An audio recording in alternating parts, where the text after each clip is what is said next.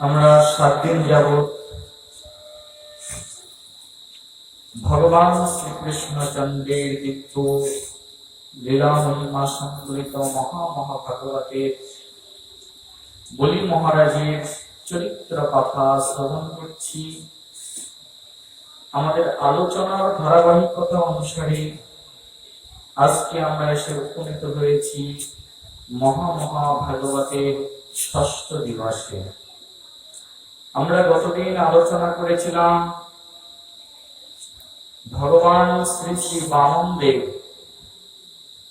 অদিতির গর্ভ হতে আলো করে তিনি আবির্ভূত হয়েছেন জগৎ মাঝে, এবং তিনি আবির্ভূত হয়েই বিভিন্ন দেবতা বৃন্দদের কাছ থেকে, মুনিবৃন্দদের কাছ থেকে বিভিন্ন ধরনের উপহার সংগ্রহ করেছেন। কারোর কাছ থেকে বা তিনি কমণ্ডল ধারণ করেছেন, কারোর কাছ থেকে বা তিনি দণ্ড ধারণ করেছেন, মাতার কাছ থেকে তিনি কৌতুক ধারণ করেছেন। এইভাবে সুন্দরভাবে সুসজ্জিত হয়ে ধনরাজ কুবেরের কাছ থেকে তিনি ভিক্ষার পাত্র সংগ্রহ করে বলি মহারাজ আজকে ভিক্ষা করবার জন্য, বামন ভগবান আজকে ভিক্ষা করবার জন্য বলি মহারাজের দ্বারে এসে সমাহিত হয়েছেন। সাক্ষাৎ ভগবান বামনদেব যখন তিনি উপনয়ন সংস্কার করে সুন্দর কুমার সেই বামন ভগবান তিনি ব্রহ্মচারীর বেশ ধারণ করে তিনি আজকে এসে উপস্থিত হয়েছেন সাক্ষাৎ বলি মহারাজের সম্মুখে। আমরা কালকে সেই সকল কথার বিশদ তত্ত্ব আলোচনা করেছি। ভগবান বামনদেব বলি মহারাজের সম্মুখস্থ হয়ে বলি মহারাজকে অনেক অনেক প্রশংসা করেছেন। বলি মহারাজের পূর্বপুরুষদেরকেও অনেক সন্তুষ্ট করেছেন, তাদের প্রশংসা করেছেন, স্তুতি করেছেন। এমন কি ভাগবতে খুব কম চরিত্র আছে যেখানে ভগবান গিয়ে একজন ভক্তের এত এত স্তুতি করেছেন, তাও তারা আবার অসুর, তারা আবার ব্রাহ্মণ নিন্দাকারী, তাও আবার তারা বৈষ্ণব নিন্দাকারী। আর তাদের পক্ষ নিয়ে ভগবান এত শত কথা পুরো ভাগবতের অধ্যায় জুড়ে খুবই কমই বলেছেন। অসুর ভক্তদেরকে তিনি এত বেশি প্রশংসা করেছেন, আমরা সেটি বলি মহারাজের চরিত্র কথার মধ্যেই শুধু দেখতে পাই। কালকে আমরা সেই সকল কথার বিশদ ব্যাখ্যা করেছি, বিশদ বিবরণ আমরা প্রদান করেছি।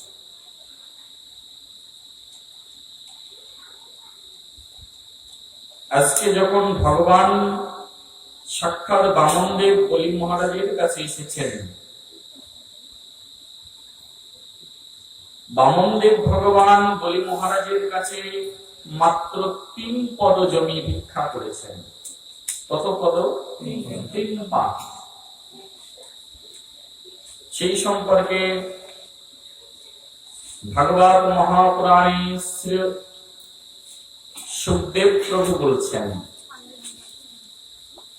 ইতি উক্ত সহসময়ঃ পঞ্চত প্রতিগৃহতম বামনায় মহ্যম দাতুম অগ্রজ জলভাজনম। সুখদেব প্রভু বললেন,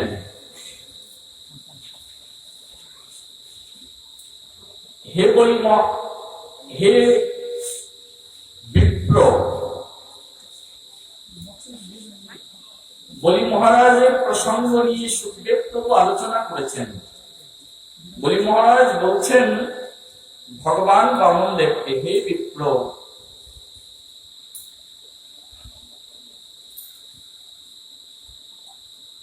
তোমাকে দর্শন করে যত আনন্দ, তোমাকে স্মরণ করেও তত আনন্দ। তার চেয়ে বেশি আনন্দ তোমাকে তোমার মুখের অমৃতময় কথা শ্রবণ করে। কিন্তু সবচেয়ে নিরানন্দের বিষয় হচ্ছে যে তুমি প্রকৃতপক্ষে জ্ঞানী ব্রাহ্মণ নাও। কারণ তুমি তিন ভুবনের অধীশ্বর, যিনি তিনটে ভুবনের রাজা, তার কাছে তুমি ভিক্ষা করেছ ঠিক সামান্য 3 পা জমি। তবে তুমি যত শত যুক্তির অবতারণা করেছ তাতে তোমাকে অসংখ্য ধন্যবাদ। তুমি যত যুক্তি দেখিয়েছ সেই যুক্তিতেও আমি প্রসন্ন হয়েছি যে ব্রাহ্মণের প্রয়োজনের অতিরিক্ত কোনো কিছু সঞ্চয় করা উচিত নয়। সব কথা আমি মেনে নিয়েছি। ঠিক আছে, তোমার যা খুশি তাই তুমি করো। তোমার যদি 3 পা জমি প্রয়োজন হয়, অন্য কিছুতেই যদি তুমি সন্তুষ্ট না হও, তাহলে তোমার 3 পা জমি আমি ভিক্ষা প্রদান করব। কারণ ব্রাহ্মণ যাতে সন্তুষ্ট হবেন, সেই ব্রাহ্মণের সন্তুষ্টি অনুসারে কর্ম করাকেই এই জগতের শ্রেষ্ঠ কর্ম বলে প্রতীয়মান করা হয়। এই জগতে সেই কর্মকেই শ্রেষ্ঠ কর্ম বলা হয়। যদি কোনো দানী, যদি কোনো যজমান তিনি ব্রাহ্মণের ইচ্ছা অনুসারে কর্ম করেন, ব্রাহ্মণ যখন গৃহে এসেছেন তখন ব্রাহ্মণের ইচ্ছা অনুসারে কর্ম করতে হবে। এটা হচ্ছে যজমানের, তার মধ্যেই কল্যাণ নিহিত রয়েছে। ঘরের মধ্যে যখন বৈষ্ণব এসেছেন, কোন বৈষ্ণব আপনার বাড়িতে যখন আসবে, কর্তব্য কি? আমি বৈষ্ণব এসেছেন বলে বৈষ্ণবের জন্য রান্না করলাম মূলো শাক, আমি বৈষ্ণবের জন্য রান্না করলাম কি বেগুনের সবজি, আমি রান্না করলাম আমার নিজের মতো করে আলুর চচ্চড়ি, হ্যাঁ আমি রান্না করলাম কি সেচকি, কিসের সেচকি বলে, কুমড়ার সেচকি, নিজের মতো করে রান্না করলাম। কিন্তু বৈষ্ণব তাতে সন্তুষ্ট হলেন না। যদি বৈষ্ণব ব্রাহ্মণ যদি আমার বাড়িতে সেচকি খেয়ে সন্তুষ্ট না হয়, তাহলে আমার সেই রান্না করার কোনো প্রয়োজন নেই। আমার বাড়িতে বৈষ্ণব যদি বিনা লবণে খেয়ে সন্তুষ্ট হয় তাহলে তাই করা হচ্ছে। কেউ কেউ তো লবণ দিতেই পছন্দ করেন না রান্নায়, তাতেও সমস্যা নেই, কিন্তু বৈষ্ণবের কোন দিকে পছন্দ রয়েছে সেটা অবশ্যই দেখা হচ্ছে। বামনদেব ভগবান যখন সেই বলি মহারাজের সম্মুখে গিয়ে পৌঁছেছেন, বলি মহারাজের সম্মুখে গিয়ে যখন সেই বামন ভগবান পৌঁছেছেন, তখন বামন ভগবান মাত্র 3 পা জমি চেয়েছেন। তাতে হাস্যকর মনে হয়েছে বলি মহারাজের, এত বড় দানবী রাজা আমি, আর আমার যোগ্য স্থলে এসে মাত্র 3 পা জমি ভিক্ষা করলো। কিন্তু বলি মহারাজ এই শুরুকে বলছেন যে যদিও তুমি 3 পা জমি চেয়ে আমাকে হাস্য সম্পদ করেছো, তথাপিও তোমার সন্তুষ্টি আমার জীবনের একমাত্র লক্ষ্য। যজমানের লক্ষ্য হচ্ছে যদি কোনো ব্রাহ্মণ তার বাড়িতে যাবে, যা চাইবে তাই প্রদান করতে হবে, তাতেই যজমানের সন্তুষ্টি এবং তাতে ব্রাহ্মণেরও সন্তুষ্টি। সেই জন্য ব্রাহ্মণ বৈষ্ণব গৃহে আসলে আমাদেরকে জিজ্ঞাসা করতে হয়, হে আচার্যপাল, হে প্রভুজি, আপনি কি খেতে পছন্দ করবেন, কোনটা ভগবানকে রন্ধন করে দিলে আপনি প্রসন্ন হবেন। আমার এই গৃহটা আপনি যদি 3 দিনের জন্য থাকেন, এই গৃহ 3 দিনের জন্য আপনার, আর আমি হচ্ছি আপনার গৃহের একমাত্র সার্ভেন্ট। আপনি যেভাবে পরিচালনা করবেন এই গৃহ সেইভাবে পরিচালিত হবে। এটা হচ্ছে একজন যজমানের কর্তব্য, এটা হচ্ছে একজন গৃহস্থ ভক্তের কর্তব্য। গৃহে অতিথি আসলে অতিথির হাতে সর্বস্ব সমর্পণ করে দিতে হয়। আমার যা কিছু আছে এগুলো সব আপনার, আর আমি হচ্ছি আপনার নিতান্তই একজন ছোট সেবক মাত্র। বলি মহারাজও তাই করেছেন। আপনার সন্তুষ্টি আমার জীবনের একমাত্র সন্তুষ্টি। আপনি যদি 3 পা জমি নিয়ে সন্তুষ্ট হন, তাহলে 3 পা ভূমি আমি আপনাকে প্রদান করব। 3 পা ভূমিতে যদি আপনি প্রসন্ন হন, তাহলে ঠিক আছে, আপনি 3 পা ভূমি আমার কাছ থেকে গ্রহণ করুন। 3 পদ জমি গ্রহণ করবার জন্য যখন বামনদেব সংকল্প করলেন,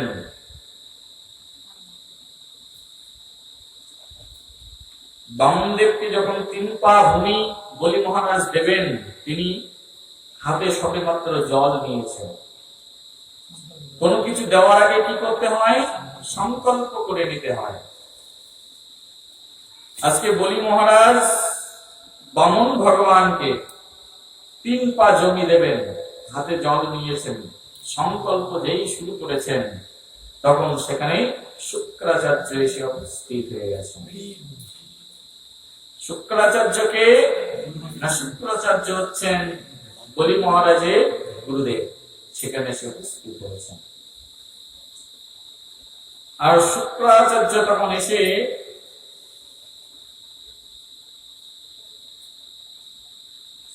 তখন সেই বলি মহারাজকে বলছেন,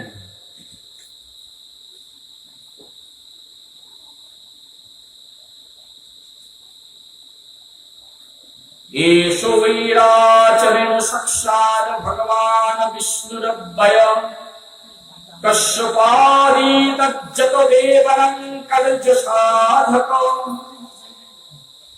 শুক্রাচার্য তখন বলছেন,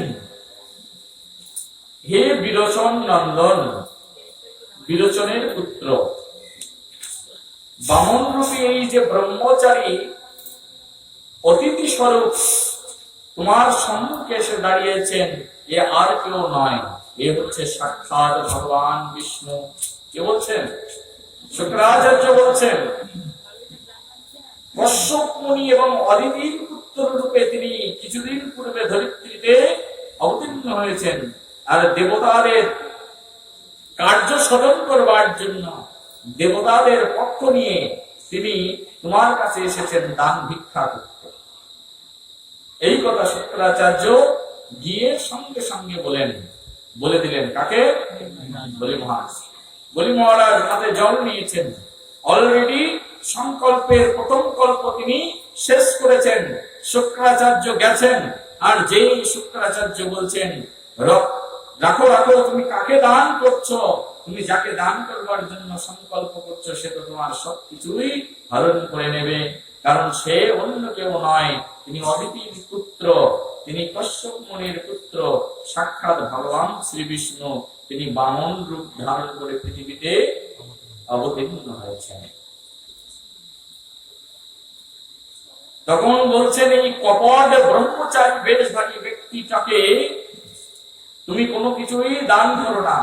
যদি তুমি কপট ব্রহ্মচারীকে দান করে দাও, তাহলে তোমার ঐশ্বর্য, শ্রী, তেজ, যশ সমস্ত কিছু সে ধারণ করে নিয়ে চলে যাবে।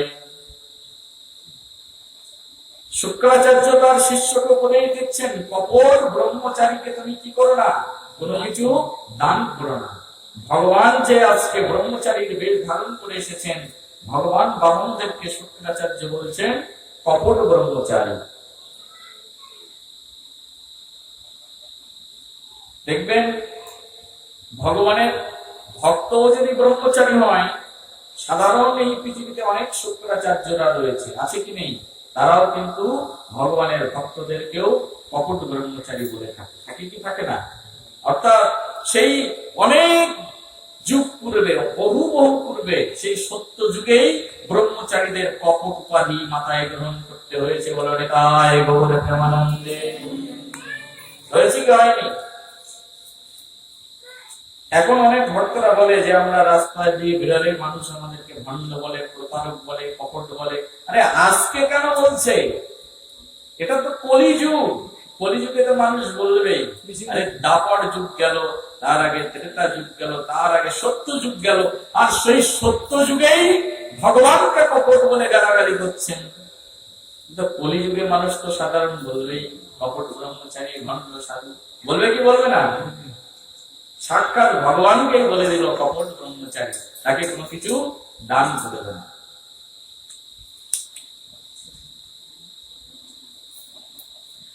শুক্রাচার্য বলছেন তার শিষ্যকে কি বলছেন, ত্রিভি প্রময়ী মনো লোকানো বিশ্বকায় ক্রমিষ্যতি সর্বস্বং বিস্মবেদত্তামূঢ়বৃত্তস্যে কথা। তুমি যদি তাকে ত্রিপদ ভূমি দান করার প্রতিশ্রুতি দিয়েছ, কিন্তু তুমি যখন তাকে দান করবে তখন তোমার ত্রিভুবন সে অধিকার করে নেবে। তুমি তো 3টে ভুবনের রাজা। কয়টি ভুবনে? তুমি স্বর্গ মর্ত্য পাতাল 3 ভুবনের রাজা অধীশ্বর। তুমি যখন তাকে দান করবে তখন সে ত্রিভুবন অধিকার করে নেবেন। হে মূঢ়, তুমি কি ভুল করতে চলেছো তা তুমি নিজেই জানো না। বিষ্ণুকে সবকিছু দান করলে তুমি জীবিকা কিভাবে নির্বাহ করবে? শুক্রাচার্য বলছেন না কিন্তু যে তুমি যদি ত্রিভুবন তাকে দান করে দাও তাহলে আমি কোথায় যাব, তা বলছেন না। বলছেন তুমি জীবিকা কি করে নির্বাহ করবে। যারা ভণ্ড তপস্বী রয়েছে তাদের মনোবৃত্তি এরকম থাকে। শুক্রাচার্যের উক্তিতে আমরা অনেক স্বার্থান্বেষী ভাব সেখানে দর্শন করতে পারি। ব্রাহ্মণরা যজমান কিসে ডাকে? কিসের জন্য না, যজমান যখন তাকে ডাকবেন তখন যজমানের কাছ থেকে সে তার সংসার কি চালাতে পারে। কিন্তু বামনদেব যখন ব্রাহ্মণ, তিনি কিন্তু তার উল্টো শিক্ষা দিচ্ছেন। কি শিক্ষা দিচ্ছেন না, ব্রাহ্মণ কিছু সংশয় করবেন না। ব্রাহ্মণ কেমন হবেন? ব্রাহ্মণের যতটুকু প্রয়োজন তিনি ততটুকুই গ্রহণ করবেন। কিন্তু এই জগতে কিছু শুক্রাচার্যের দলের ব্রাহ্মণরা রয়েছে, তারা কি মনে করেন? তারা মনে করেন যে যদি যজমান না থাকে তাহলে আমরা থাকবো কি করে। ব্রাহ্মণের ব্যবসা কোনটি? যজমান। যজমান যদি না থাকে, যদি শিষ্যই না থাকে, তাহলে গুরু পৃথিবীতে থাকবে কি করে? গুরু কিন্তু একথা বলছেন না যে তুমি যদি বামন ভগবানকে সবকিছু দান করে দাও, ভগবানকে দান করে দিলে আমার ব্যবসা নষ্ট হয়ে যাবে, একথা কিন্তু বলছেন না। কি বলছেন? যে তুমি জীবিকা কি করে নির্বাহ করবে। নিজের কথা বলছেন না। এই জগতে ব্রাহ্মণ যিনি আছেন না, ব্রাহ্মণের কাছে আপনি যখন বলবেন হে ব্রাহ্মণ ঠাকুর, কৃপা করে আমাকে একটু আশীর্বাদ করুন যেন আমি ধনবান হতে পারি, আমি সম্পদবান হতে পারি, ব্রাহ্মণ ঠাকুর কিন্তু কৃপণতা করেন না। ঠিক আছে, তুমি সম্পদবান হয়ে যাও। কারণ কি? যদি তুমি সম্পদবান হয়ে যাও, তুমি যদি অনেক সম্পদের মালিক হয়ে যাও, তার থেকে আমি তো কিছু পাবো নাকি? যদি তুমি সম্পদের মালিক হয়ে যাও তাহলে আমার তো কিছু প্রাপ্তি ঘটবে। সেই জন্য ব্রাহ্মণদেরকে বলবেন যে আমাকে দান করো, আমাকে আশীর্বাদ করো। ব্রাহ্মণ কখনো আশীর্বাদ করতে কৃপণতা করেন না। কিন্তু কোন ব্রাহ্মণকে যদি বলবেন যে হে ব্রাহ্মণ ঠাকুর আমাকে আশীর্বাদ করুন যেন আমি ভগবান কৃষ্ণের প্রিয় ভক্ত হয়ে যেতে পারি, ব্রাহ্মণ ঠাকুর কিন্তু তখন হাতটা পিছন দিকে দিয়ে দেবে। কারণ ব্রাহ্মণ ঠাকুর জানেন আমার যজমান যদি এখন কৃষ্ণ ভক্ত হয়ে যায় তাহলে সে কৃষ্ণ ভক্ত হয়ে গেলে সে বৈরাগ্য গ্রহণ করবে, আর বৈরাগ্য যখন গ্রহণ করবে সবকিছু ছেড়ে দিয়ে সে তখন জঙ্গলে গিয়ে একাকী ভজন করবে। তাই গৌরে প্রেমানন্দে।